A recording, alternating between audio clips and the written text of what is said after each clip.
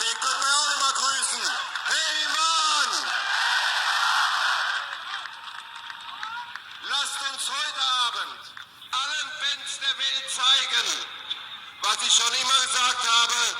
Die Schürzenjäger hatten und haben das beste Publikum der Welt.